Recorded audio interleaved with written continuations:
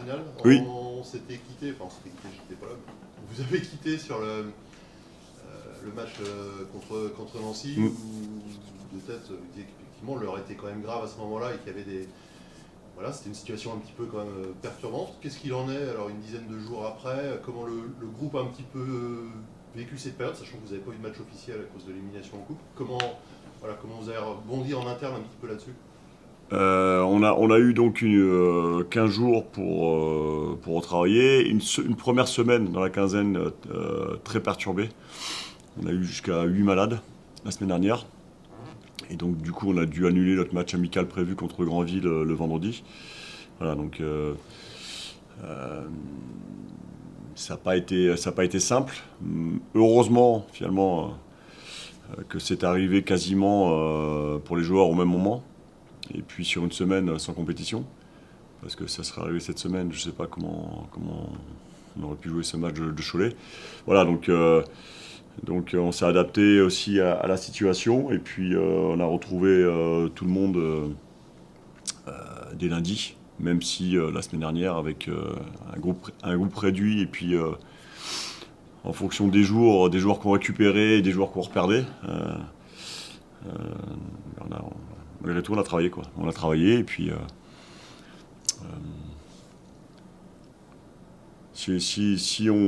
comment dire, si on revient sur le match de Nancy avec encore une grosse frustration dans le sens où, euh, et, en tout cas pour ceux, je sais pas si vous avez vu le match. Ouais, vous avez vu le match. Un match assez cohérent, assez cohérent. J'en souris, hein, mais voilà, une inefficacité, enfin en tout cas pas assez d'efficacité de réalisme offensif et puis défensif. Et on sent que sur des situations qu'on doit mieux gérer nous défensivement, en tout cas sur notre équilibre, où on se fait punir. Eux ont été hyper réalistes. Je crois qu'en première mi-temps, ils n'avaient pas eu de frappe. Si on retient le score, forcément, au-delà d'être déçu, comment dire, on peut croire qu'on a pris l'eau et c'est pas le cas, quoi. Donc malheureusement, c'est une situation qui se répète. Donc l'idée, c'est, je l'avais dit après le match, c'est d'accepter les critiques. Voilà. Parce qu'aujourd'hui, on est en déficit de points par rapport à ce qu'on doit faire, ce qu'on peut faire, et surtout par rapport à nos contenus. Mais il faut régler ces problématiques ponctuelles sur un match où l'adversaire vient nous punir, alors que globalement, il ne se crée pas beaucoup de situations. Mais comme ça se répète, il faut réussir à le régler forcément, quoi, parce que sinon, ça devient préjudiciable et ça l'est déjà. Quoi. Est-ce que justement vous avez senti, comme ça se répétait là, en plus c'était un match particulier, il y avait beaucoup de monde, il y avait une ambiance particulière, est-ce que le groupe a été plus impacté, plus touché, vous l'avez senti un peu plus meurtri Évidemment, déjà voilà, un groupe qui est lucide aussi par rapport à ces aspects-là. Au-delà du contexte du match, hein, mais c'est important de le mentionner. L'idée, c'est que quand un public vient en masse comme ça, et puis nos supporters sont présents encore, c'est voilà, de renclencher une dynamique positive. Ça n'a pas été le cas, mais c'est une frustration qui s'accumule, quoi. Avec une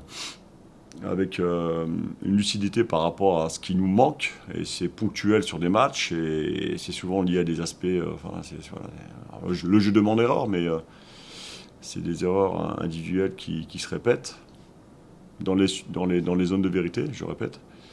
Et donc, on pourrait dire que c'est juste des détails, mais ces détails à ajouter à d'autres détails, et donc là, ça commence à faire beaucoup. Et puis surtout, la frustration, la cuve grandit. Alors il faut être en capacité de surmonter ça pour rester déjà lucide, on l'a évoqué tout à l'heure, rester positif, rester soudé, parce que c'est des périodes voilà, où forcément on sent beaucoup de déception autour, ce qui est normal. Il y a beaucoup de critiques, et c'est normal, il faut savoir les accepter, mais il faut rester sur l'essentiel en ce qui nous concerne, et puis gommer ces erreurs, voilà, parce qu'on les paye cash, et il faut que ça s'inverse. Dans ce contexte-là, justement, quelle est l'importance de gagner le match de demain avant la trêve et de sortir en trêve?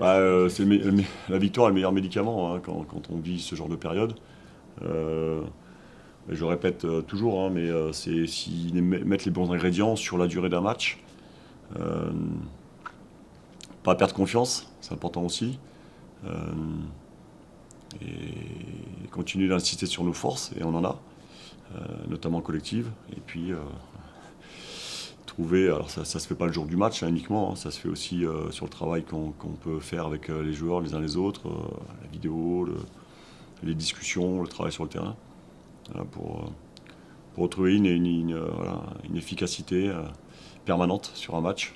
Alors on sait que c'est jamais le cas sur tout un match, pour toutes les équipes, hein, même les plus grandes. On l'a vu encore hier soir sur les matchs de Champions League. Mais aujourd'hui, ça nous est préjudiciable. Et malgré en général des dominations au cours d'un match, malgré le fait qu'on ait beaucoup plus de tirs que l'adversaire. Voilà, mais c'est dans ces zones de vérité que se décident les matchs en général. Et puis aujourd'hui, on est déficitaire par rapport à ça.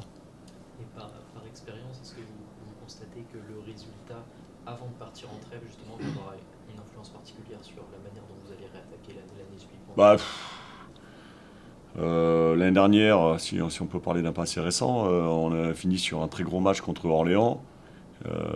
Ça nous a pas garanti de reprendre comme on voulait, quoi. Donc, entre-temps, il se passe une coupure, il se passe une mini-préparation. Alors ça, il n'y a que Madame Soleil qui pourra vous dire ce qui va se passer après. Ce qui m'importe, moi, c'est ce qu'on va faire demain, surtout. Dans le discours aussi, vous avez 2 semaines, alors malheureusement, vous aviez un groupe à manger avec la maladie, mais dans le discours que vous avez pu avoir avec vos staffs, votre management, est-ce qu'il y a eu des choses qui ont un peu été modifiées du fait des résultats négatifs? Alors, je ne vais pas aller dans le détail, sinon ça prendrait 4 heures. Mais il est toujours adapté, le discours, forcément, et le management. Même dans les bonnes périodes.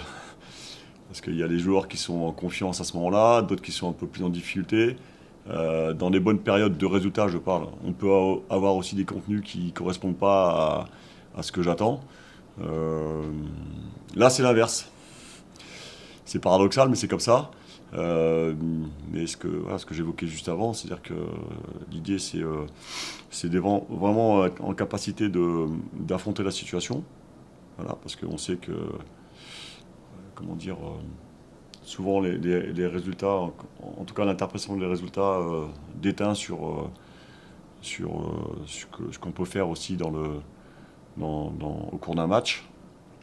C'est-à-dire qu'il n'y a pas toujours la lucidité pour faire la part du résultat et de ce qu'on met dans un match. Nous, moi en premier, on doit être capable de le faire. Mais on le fait aussi dans les bonnes périodes, hein, de résultats, je parle. Améliorer ce qui nous manque. Voilà. Alors ça, c'est individuel, c'est collectif, c'est les uns en fonction des autres. Il y a des joueurs qui, quelles que soient les périodes, qui ne doutent jamais. Voilà. D'autres, c'est plus difficile dans ces périodes un peu délicates. Voilà, donc il y a différents leviers en fonction des uns des autres. Le discours, le management, c'est un travail. Enfin, moi, c'est mon travail d'entraîneur dans tous les cas. Hein. Puis on n'attend pas des périodes un peu plus difficiles pour adapter. Hein. On le fait en permanence. Voilà, donc je réponds globalement à votre question, mais bien évidemment, l'idée c'est que ça s'arrête. Sur le dernier match, par exemple, vous avez fait des choix forts en écartant sur cette feuille de match quelques joueurs qui étaient importants, des recrutements importants. Est-ce que c'est un échec aussi pour vous que ça n'a pas pris ou, Qu'est-ce qui n'a pas pris? Je comprends pas votre question là. Vous avez fait le choix, par exemple. Sur un match? Oui, sur ce. Donc on ne peut pas résumer un match parmi 16, déjà.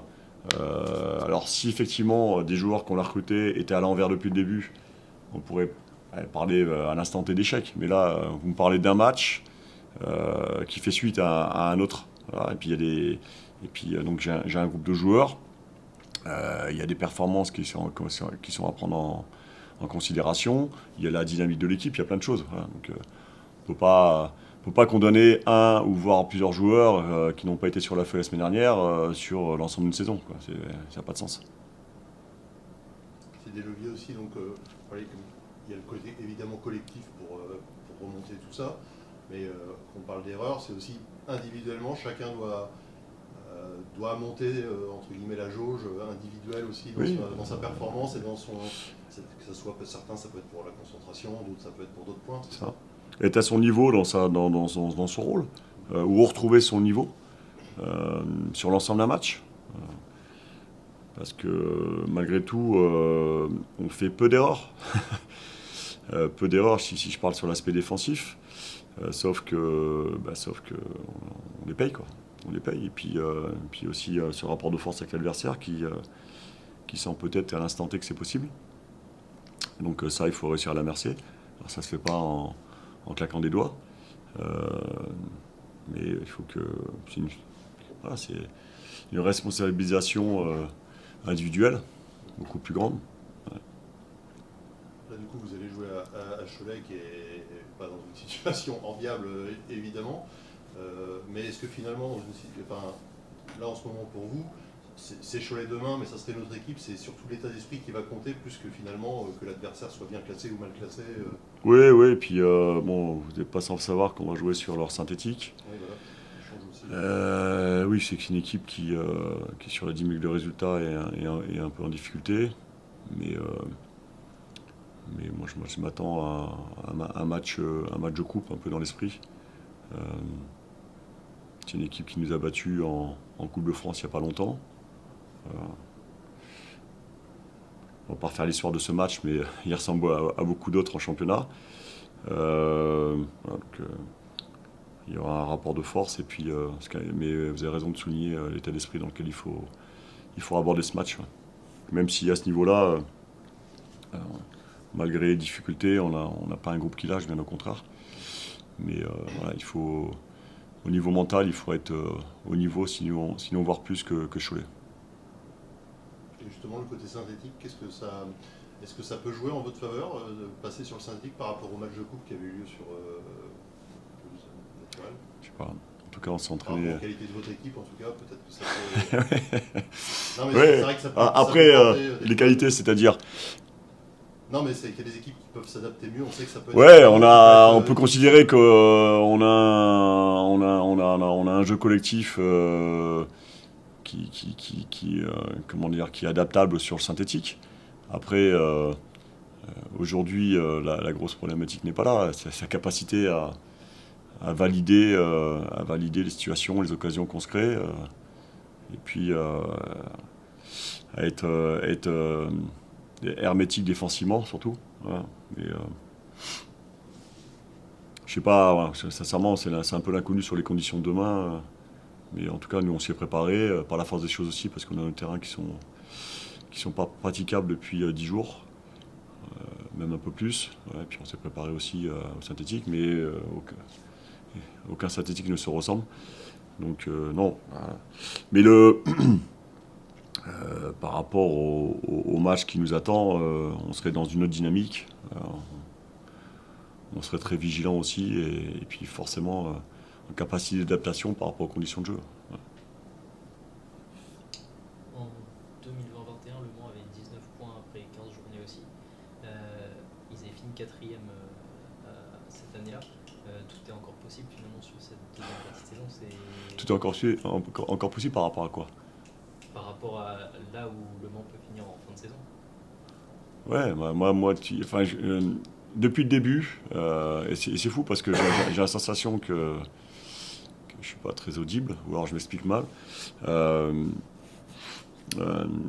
parle de reconstruction.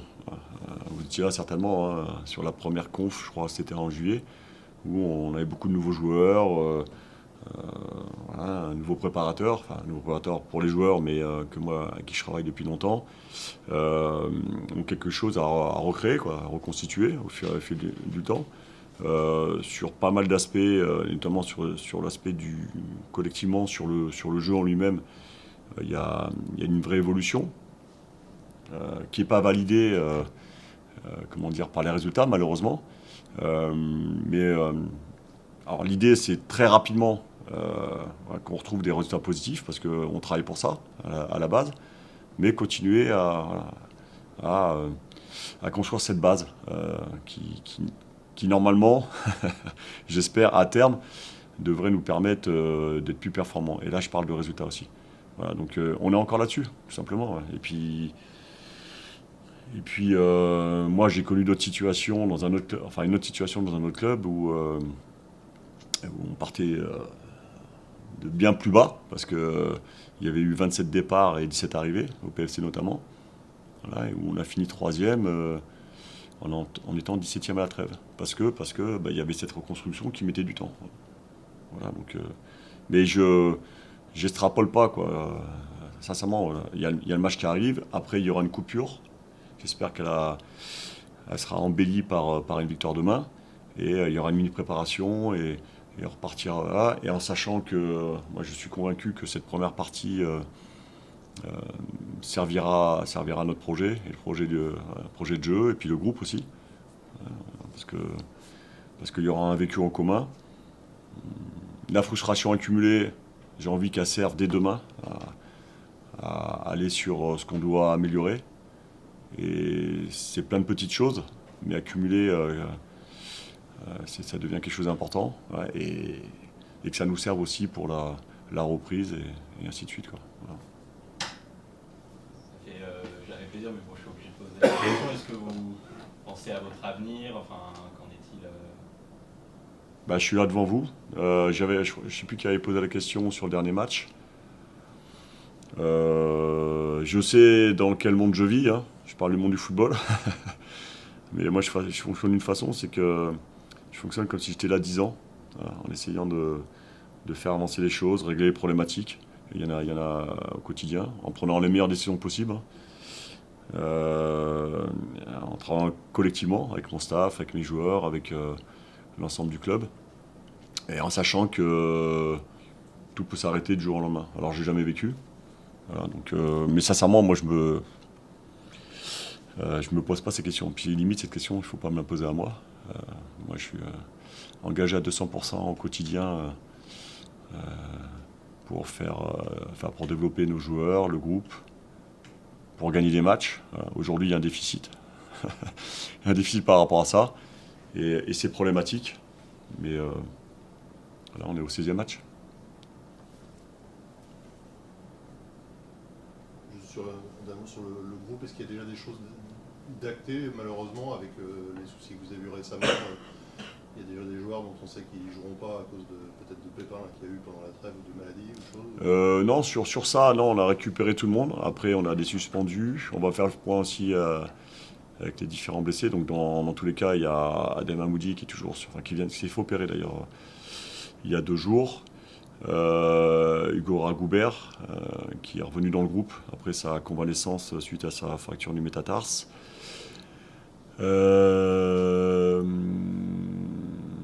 Il y a Jonas Smith aussi pour qui c'est dur de s'entraîner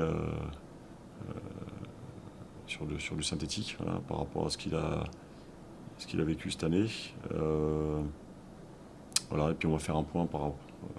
Mais bon, on a déjà des suspendus, donc suspendus c'est Hugo Vargas et puis et Antoine Rabillard.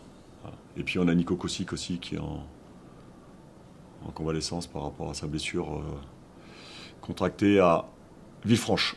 Voilà. Bien. C'est bon? Merci. Bonne journée, peut-être à demain. Ce sera Marc qui sera là demain. D'accord. Sinon, bonne fête de fin d'année. Ouais, Merci. également. Merci.